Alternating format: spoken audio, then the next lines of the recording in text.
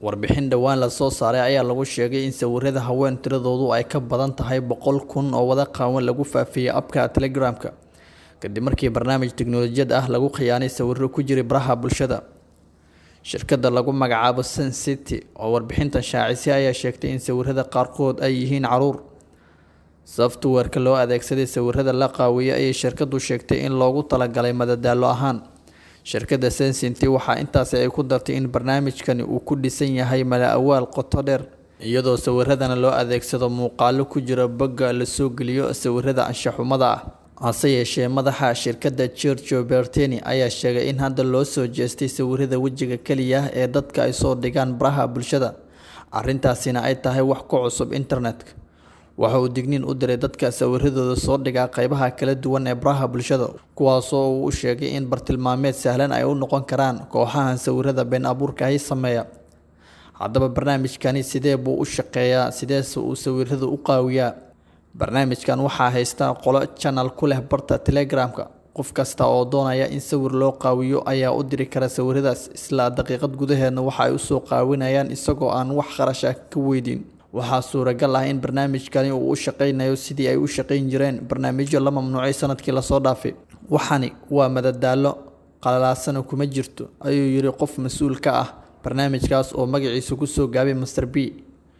Wuxuu intaasi ku daray, ma jiro qof ku cabsi gelin kara barnaamijkan ama noloshaada ku baabi'inaya, maadaama natiijadu aysan ahayn mid sax ah.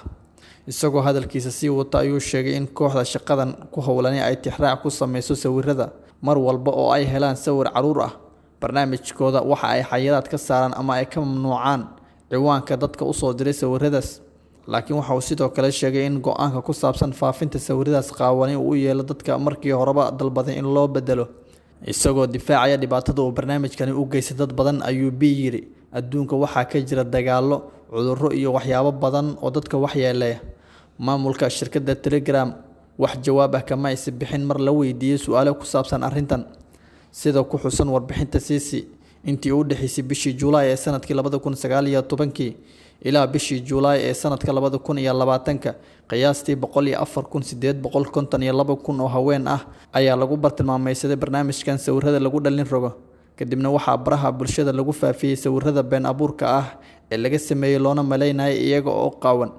Waxa ay warbixintu sheegtay in qaar ka mid ah dadka la bartilmaameedsaday ay ahaayeen gabdho aan qaan gaarin, taasoo bidhaaminaysa in dadka qaarkood ay isku dayeen in ay geystaan tacdiyada ka dhanka ah ilmaha. Sinsti waxa ay sheegtay in dadka ugu badan ee barnaamijkan adeegsaday ay yihiin kuwa u dhashay waddanka Ruushka iyo dalalka kale oo hore ugu tirsanaa jiray isbahaysigii la oran jiray Midowgii Sovieti. Abka Telegram ayaa mamnuuc ka ahaa waddanka Ruushka wixii ka horreeyay bilowgii sanadkan, ka hor inta aan dib loo fasixin.